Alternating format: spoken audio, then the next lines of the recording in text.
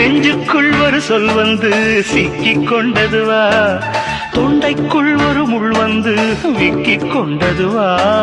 கட்டில் மேலே பெண் என்றும் கப்பம் கட்டியதில்லை, வட்டியும் இட்டு வாங்காமல் ஆண்கள் விட்டதும் இல்லை.